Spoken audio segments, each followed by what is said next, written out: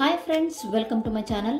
ಈ ದಿನ ನಾವು 7ನೇ ತರಗತಿಯ ಸಮಾಜ ವಿಜ್ಞಾನ ಭಾಗ 1 ಈ ವಿಷಯಕ್ಕೆ ಸಂಬಂಧಿಸಿದ ಅಧ್ಯಾಯ 2 ಮಧ್ಯಯುಗದ ಯುರೋಪ್ ಈ ಪಾಠದ ಪ್ರಶ್ನೋತ್ತರಗಳನ್ನ ಮತ್ತೆ ಬಿಟ್ಟ ಸ್ಥಳಗಳನ್ನೆಲ್ಲ ನೋಡೋಣ. ಸೊ ಬನ್ನಿ, ಮೊದಲನೇದಾಗಿ ಬಿಟ್ಟ ಸ್ಥಳಗಳನ್ನು ನೋಡೋಣ. ಖಾಲಿ ಬಿಟ್ಟ ಸ್ಥಳಗಳನ್ನ ಸೂಕ್ತ ಪದದಿಂದ ಭರ್ತಿ ಮಾಡಿ. ಮೊದಲನೇ ಪ್ರಶ್ನೆ, ಪುನರುಜ್ಜೀವನ ಡ್ಯಾಶ್ ನಲ್ಲಿ ಆರಂಭವಾಯಿತು. ಇಟಲಿಯಲ್ಲಿ ಆರಂಭವಾಯಿತು.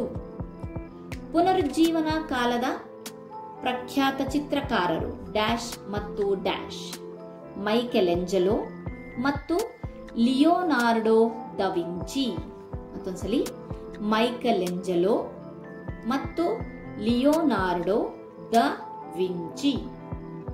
ಕೊಲಂಬಸನು ಅಮೆರಿಕದ ಮೂಲ ನಿವಾಸಿಗಳನ್ನು ಡ್ಯಾಶ್ ಎಂದು ಕರೆದನು. Red Indians. Red Indians. Okay, next, ಭೂ ಪ್ರದಕ್ಷಿಣೆಯನ್ನು ಮಾಡಿದ ಮೊದಲ ಹಡಗು ಡ್ಯಾಶ್. ವಿಕ್ಟೋರಿಯಾ. ಹಡಗಿನ ಹೆಸರು ವಿಕ್ಟೋರಿಯಾ. ಲಾಸ್ಟ್ ಬಿಟ್ಟ ಸ್ಥಳ, ಜರ್ಮನಿಯಲ್ಲಿ ಧಾರ್ಮಿಕ ಸುಧಾರಣಾ ಚಳುವಳಿಯನ್ನು ಪ್ರಾರಂಭಿಸಿದವರು dash. Ignatius Loyola. Ignatius Loyola. So ಇದಿಷ್ಟು ಬಂದ್ಬಿಟ್ಟು ನಮ್ಮ ಒಂದು ಬಿಟ್ಟ ಸ್ಥಳಗಳನ್ನ ಸೂಕ್ತ ಪದಗಳಿಂದ ಭರ್ತಿ ಮಾಡೋದಾಯ್ತು. ಅದಾದ್ಮೇಲೆ ನೆಕ್ಸ್ಟ್ ಬರುತ್ತೆ 2ನೇ ಪಾಯಿಂಟು, ಒಂದು ಪದ ಅಥವಾ ವಾಕ್ಯದಲ್ಲಿ ಉತ್ತರಿಸಿ.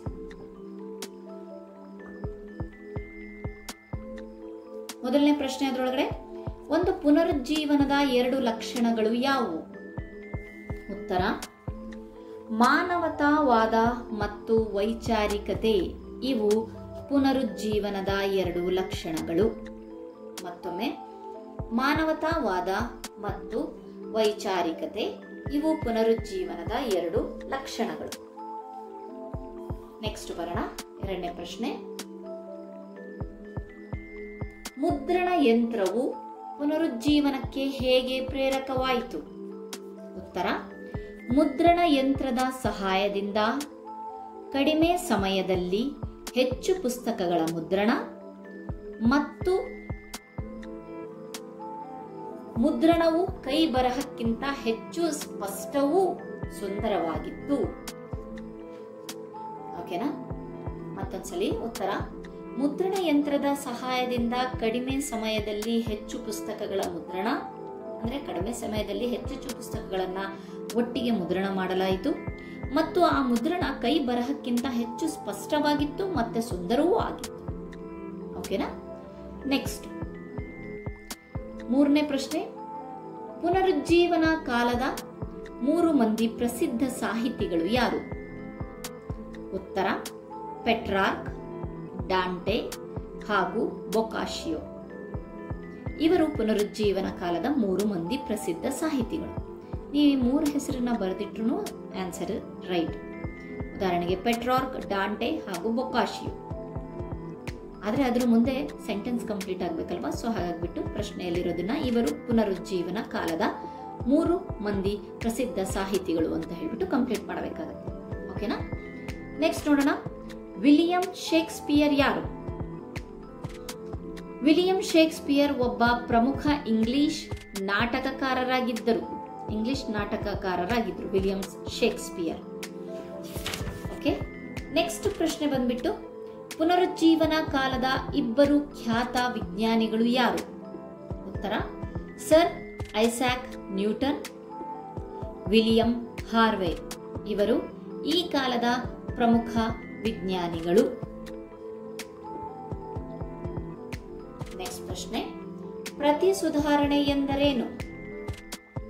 ಉತ್ತರ, ತನ್ನ ಆಂತರಿಕ ಸುಧಾರಣೆಗಾಗಿ ಕ್ಯಾಥೋಲಿಕ್ ಚರ್ಚೆ ನಡೆಸಿದ ಎಲ್ಲಾ ಪ್ರಯತ್ನಗಳನ್ನು ಪ್ರತಿ ಸುಧಾರಣೆ ಎನ್ನುವರು. ಮತ್ತೊಮ್ಮೆ, ತನ್ನ ಆಂತರಿಕ ಸುಧಾರಣೆಗಾಗಿ ಕ್ಯಾಥೋಲಿಕ್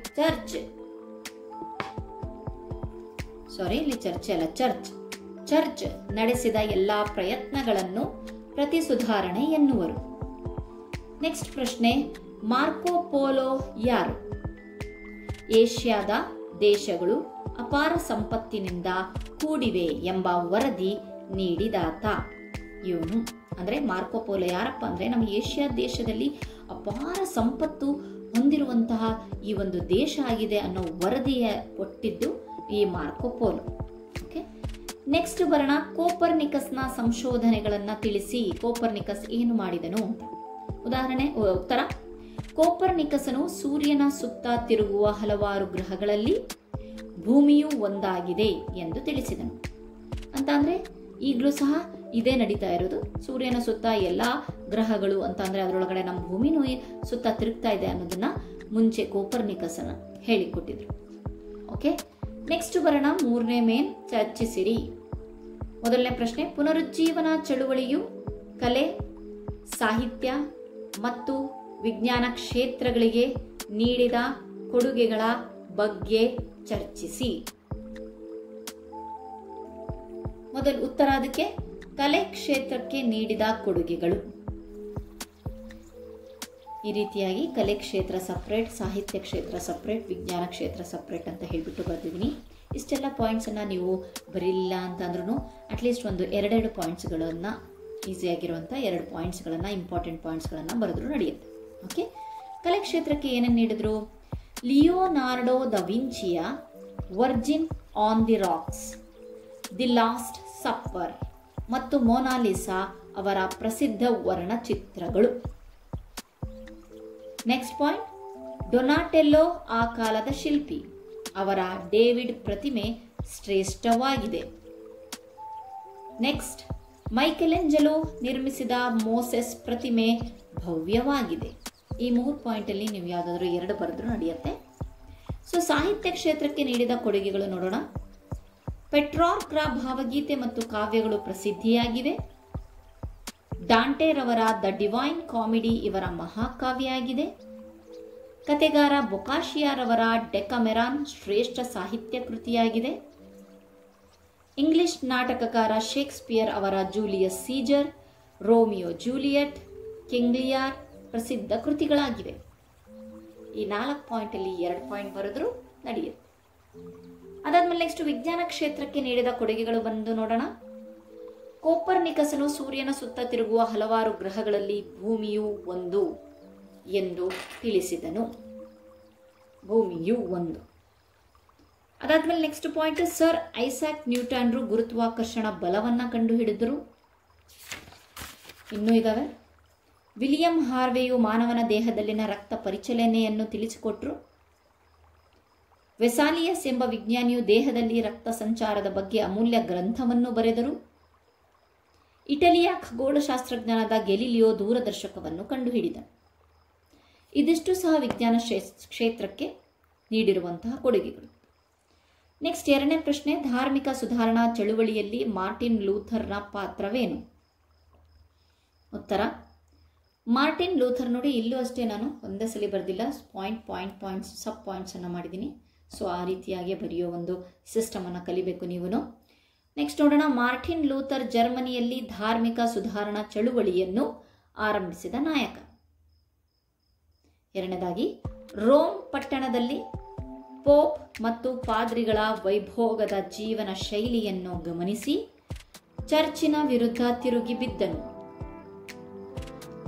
ನೆಕ್ಸ್ಟ್, ಲೂಥರ್ ಬೈಬಲ್ ಅನ್ನು ಜರ್ಮನ್ ಭಾಷೆಗೆ ಭಾಷಾಂತರಿಸಿದ್ದರಿಂದ ಅದು ಜನಸಾಮಾನ್ಯರಿಗೆ ದೊರಕುವಂತಾಯಿತು. ನೆಕ್ಸ್ಟ್, ಧಾರ್ಮಿಕ ಸೇವೆಗಳಲ್ಲಿ ಲ್ಯಾಟಿನ್ ಬದಲಾಗಿ ಜರ್ಮನ್ ಭಾಷೆ ಬಳಸಲಾರಂಭಿಸಿದರು. ಲೂಥರ್ನ ಅನುಯಾಯಿಗಳನ್ನ ಪ್ರೊಟೆಸ್ಟೆಂಟ್ ಎಂದು ಕರೆದರು. ಇವರು ಕ್ರೈಸ್ತ ಧರ್ಮದ ಒಂದು ಪಂಗಡವಾಗಿ ವಿಶ್ವದ ಎಲ್ಲಾ ದೇಶಗಳಲ್ಲಿ ಹರಡಿದರು. ಲಾಸ್ಟ್ ಪಾಯಿಂಟ್: ಈ ಬೆಳವಣಿಗೆ ಮುಂದೆ ರಾಜಕೀಯ ಸಿದ್ಧಾಂತದ ಉಗಮಕ್ಕೆ ನಾಂದಿಯಾಯಿತು.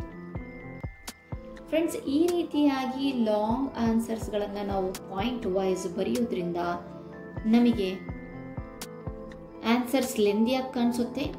2ನೇದಾಗಿ, ನಮಗೆ ಆನ್ಸರ್ಸ್ ಬರೆಯೋಕ್ಕೆ ಅಥವಾ ಓದ್ಕೊಳ್ಳೋಕ್ಕೆ ಬಹಳ ಈಸಿಯಾಗಿ ಪಾಯಿಂಟ್ಸ್ಗಳನ್ನು ನೆನ್ಪಿಟ್ಕೊಳ್ಬೋದು. ಪಾಯಿಂಟ್ ವೈಸ್ ಬರೆಯುವಂಥ ಹವ್ಯಾಸವನ್ನು ಬೆಳೆಸ್ಕೊಳ್ರಿ. ಅಷ್ಟರಲ್ಲೂ ಈ ಒಂದು ಸಮಾಜದಲ್ಲಿ ಪಾಯಿಂಟ್ ವೈಸ್ ಇರಲೇಬೇಕು. ಓಕೆ, ನೆಕ್ಸ್ಟ್ ಕ್ವಶನ್: ಭೌಗೋಳಿಕ ಅನ್ವೇಷಣೆಯ ಪರಿಣಾಮಗಳನ್ನು ಚರ್ಚಿಸಿ. ಭೌಗೋಳಿಕ ಅನ್ವೇಷಣೆಗಳು ಕೇವಲ ಯುರೋಪಿನ ನಾಗರಿಕತೆಯ ಮೇಲೆ ಮಾತ್ರವಲ್ಲದೆ ಏಷ್ಯಾ, ಆಫ್ರಿಕಾ ಹಾಗೂ ಅಮೆರಿಕದ ಜನತೆ ಹಾಗೂ ಸಂಸ್ಕೃತಿಗಳ ಮೇಲೂ ಗಾಢ ಪ್ರಭಾವ ಬೀರಿದವು. ಮೊದಲನೇದಾಗಿ ವಾಣಿಜ್ಯದ ವಿಸ್ತರಣೆ. ಅದರೊಳಗಡೆ ಮತ್ತೆ ಸಬ್ ಪಾಯಿಂಟ್ಸ್ ಇದಾವೆ. ಮೊದಲನೇ ಒಂದು ಪರಿಣಾಮ ಹೇಳ್ತಿರೋದು ವಾಣಿಜ್ಯದ ವಿಸ್ತರಣೆ. ಏನೇನು ವಾಣಿಜ್ಯದ ವಿಸ್ತರಣೆಯಲ್ಲಿ ಪರಿಣಾಮಗಳು ಕಂಡುಬಂದವು ಅಂದರೆ, ಮೊದಲನೇ ಪಾಯಿಂಟ್, ಹೊಸದಾಗಿ ಶೋಧಿಸಲಾದ ಭೂ ಪ್ರದೇಶಗಳನ್ನು ಯುರೋಪಿಯನ್ನರು ತಮ್ಮ ವಾಣಿಜ್ಯ ವಸಾಹತುಗಳನ್ನಾಗಿ ಪರಿವರ್ತಿಸಿಕೊಂಡರು. ಎರಡನೇ ಪಾಯಿಂಟ್, ಏಷ್ಯಾದ ಸಾಮಗ್ರಿಗಳು ಯುರೋಪಿನಲ್ಲಿ ವಿಶಾಲ ಮಾರುಕಟ್ಟೆ ಗಳಿಸಿ ಅಧಿಕ ಲಾಭ ಐರೋಪ್ಯರದಾಗಿತ್ತು. ಅಂದರೆ ಐರೋಪ್ಯರಿಗೆ ಅಧಿಕ ಲಾಭ ಸಿಗ್ತಾ ಇತ್ತು. ಎರಡನೇ ಪರಿಣಾಮ ಗುಲಾಮರ ವ್ಯಾಪಾರ. ಅದರೊಳಗಡೆ ಸಬ್ ಪಾಯಿಂಟ್, ಯುರೋಪಿಯನ್ನರು ವೆಸ್ಟ್ ಇಂಡೀಸ್, ಮೆಕ್ಸಿಕೋ, ಪೆರು ಹಾಗೂ ಬ್ರೆಜಿಲ್ ಮೂಲ ನಿವಾಸಿಗಳನ್ನು ಗುಲಾಮರನ್ನಾಗಿ ಮಾಡಿಕೊಂಡರು. ಎರಡನೇ ಪಾಯಿಂಟ್, ಗುಲಾಮರನ್ನು ಸರಕುಗಳಂತೆ ಮಾರಲಾಯಿತು. ಮೂರನೇ ಪಾಯಿಂಟ್, ಇವರನ್ನು ಕಠಿಣವಾಗಿ ದುಡಿಸಿ ಕ್ರೂರವಾಗಿ ನಡೆಸಿಕೊಳ್ಳಲಾಗುತ್ತಿತ್ತು. ಆಗಿನ ಕಾಲದಲ್ಲಿ ಗುಲಾಮರ ಸ್ಥಿತಿ ಬಹಳ ಶೋಚನೀಯವಾಗಿತ್ತು. ಮೂರನೇ ಪರಿಣಾಮ ಕ್ರಿಶ್ಚಿಯನ್ ತತ್ವಗಳ ಪ್ರಸಾರ. ಈ ಬೆಳವಣಿಗೆ ಕ್ರಿಶ್ಚಿಯನ್ ತತ್ವಗಳನ್ನು ಜಗತ್ತಿನಾದ್ಯಂತ ಹರಡಲು ಕಾರಣವಾಯಿತು. ಮುಂದೆ ವಸಾಹತು ವ್ಯವಸ್ಥೆ ರೂಪುಗೊಂಡಿತು. ಇದಿಷ್ಟು ಕ್ರಿಶ್ಚಿಯನ್ ತತ್ವಗಳ ಪ್ರಸಾರಕ್ಕೆ ಸಂಬಂಧಿಸಿಪಟ್ಟದ್ದು. ನೆಕ್ಸ್ಟ್ ಲಾಸ್ಟ್ನೇದಾಗಿ ರಾಜಕೀಯ ಪರಿಣಾಮ. ಯಾವ ರೀತಿಯಾಗಿ ರಾಜಕೀಯ ಪರಿಣಾಮಗಳ ಮೇಲೆ ಆಯಿತು ಅಂತ ಹೇಳಿ, ಅದಕ್ಕೆ ಮೊದಲನೇದಾಗಿ ಸಬ್ ಯೂನಿಟ್, ಐರೋಪ್ಯ ದೇಶಗಳೊಳಗೆ ವಸಾಹತುಗಳ ಸ್ವಾಧೀನಕ್ಕಾಗಿ ಮತ್ತು ಅಲ್ಲಿನ ಸಂಪತ್ತಿಗಾಗಿ ತೀವ್ರ ಪೈಪೋಟಿ ನಡೆಯಿತು. ನೆಕ್ಸ್ಟ್, ಯುರೋಪಿನ ದೇಶಗಳು ಏಷ್ಯಾ, ಆಫ್ರಿಕಾ ಮತ್ತು ಅಮೆರಿಕ ಖಂಡಗಳಲ್ಲಿ ತಮ್ಮ ವಸಾಹತು ನೆಲೆಗಳನ್ನು ಸ್ಥಾಪಿಸಿಕೊಂಡವು.